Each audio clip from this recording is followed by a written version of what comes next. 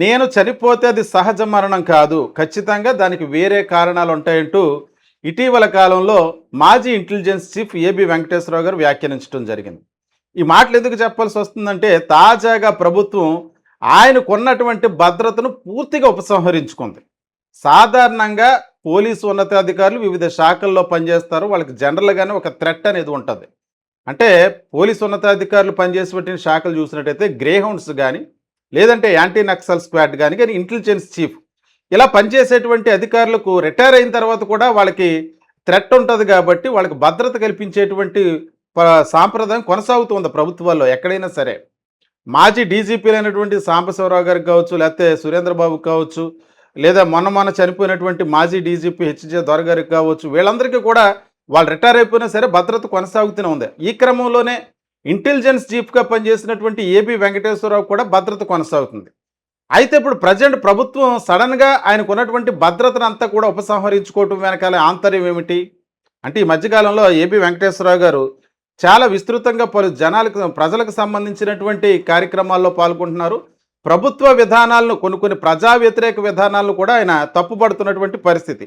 పబ్లిక్‌గానే చాలా ప్రెస్ మీట్‌ల్లో కూడా ఆయన మాట్లాడుతూనే ఉన్నారు. ముఖ్యంగా 22A భూములకు సంబంధించినటువంటి అంశం, అలాగే అమరావతి భూములు సెకండ్ ల్యాండ్ పూలింగ్‌కి సంబంధించి సేకరించినటువంటి భూముల అంశం, అలాగే రావణ్‌పై ఇటీవల పెట్టినటువంటి ఉపా చట్టం మీద పెట్టినటువంటి కేసుకు సంబంధించినటువంటి అంశాలు. వీటన్నిటిపై కూడా ప్రభుత్వాన్ని ప్రశ్నిస్తూ ఉన్నారు ఏబీ వెంకటేశ్వరరావు గారు. వాస్తవానికి ఆయన సర్వీసులో ఉన్నప్పుడు పూర్తిగా తెలుగుదేశం పార్టీకి అనుకూలంగా పనిచేశారు. తెలుగుదేశం పార్టీకి విధేయుడు అన్నట్టుగా ఆయనపై ముద్ర ఉంది.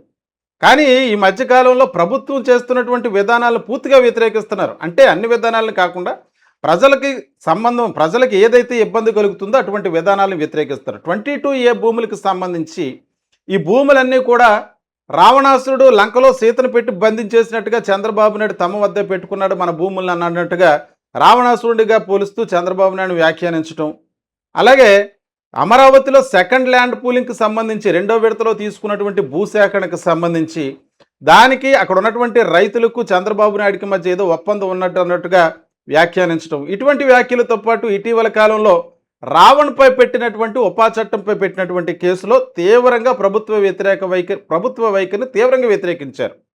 అంటే ఉపా చట్టం లాంటి చట్టాలను మీసా చట్టాలతో పోలిస్తే ఎమర్జెన్సీ టైంలో పెట్టేటువంటి చట్టాలు, ఇటువంటి చట్టాల ద్వారా మామూలు వ్యక్తులను ఒక జర్నలిస్టుల లాంటి వ్యక్తులను వేధించడం సరికాదు. రావణ్పై పెట్టినటువంటి ఉపా చట్టానికి సంబంధించి ఏ రకమైనటువంటి ఆధారాలు లేవు.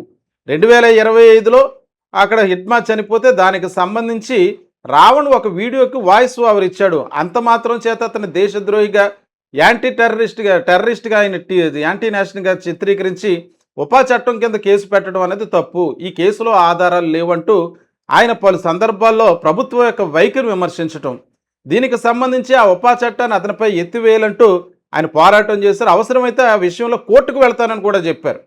దీనికి సంబంధించి రావణ్పై ఉపా చట్టం కింద కేసు నమోదు చేసిన తర్వాత అక్కడ ఉన్నటువంటి రౌండ్ టేబుల్ సమావేశాలు జరిగాయి. ఎక్కడో చాలా చోట్ల విజయవాడలో రౌండ్ టేబుల్ సమావేశాలు జరిగాయి.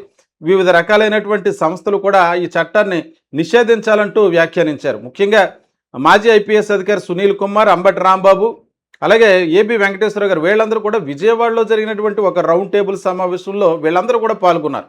ఆ టైంలో అంబటి రాంబాబు గారితో ఈయన సన్నిహితంగా మాట్లాడటం, ఈ కేసుకు సంబంధించి అందరూ కూడా పూర్తిగా వ్యతిరేకించడం, అంటే ప్రభుత్వం చేస్తున్నటువంటి కొన్ని ప్రజా వ్యతిరేక విధానాలను అంబటి రాంబాబుతో పాటు కలిసి ఈయన కూడా స్వరం కలిపి ప్రభుత్వాన్ని ప్రశ్నిస్తున్నాడు అన్నట్టుగా ఫీల్ అయ్యారో ఏంటో ప్రభుత్వం.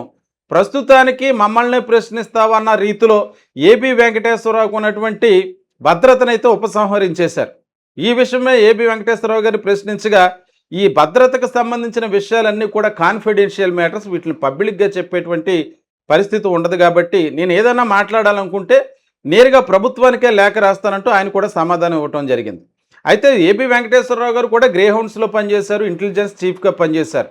ఇటువంటి విభాగాల్లో సాధారణమైనటువంటి విభాగాల్లో పనిచేసే వాళ్ళకి ఇంకా భద్రత కొనసాగిస్తున్నటువంటి నేపథ్యంలో ఒక ఉన్నతమైనటువంటి శాఖల్లో పనిచేసినటువంటి ఏబీ వెంకటేశ్వరరావు గారు ప్రస్తుతానికి ప్రభుత్వాన్ని ప్రశ్నిస్తున్నారు అన్నటువంటి ఒకే ఒక్క కారణంతో కక్ష సాధింపు సరిగా ఆయనకు ఉన్నటువంటి భద్రతను పూర్తిగా ఉపసంహరించారని చెప్పి ప్రముఖ రాజకీయ నాయకులంతా కూడా విశ్లేషిస్తున్నటువంటి నేపథ్యంలో ప్రభుత్వం తీసుకున్న నిర్ణయం పూర్తిగా చట్ట వ్యతిరేకమంటూ పలువురు భావిస్తున్నారు.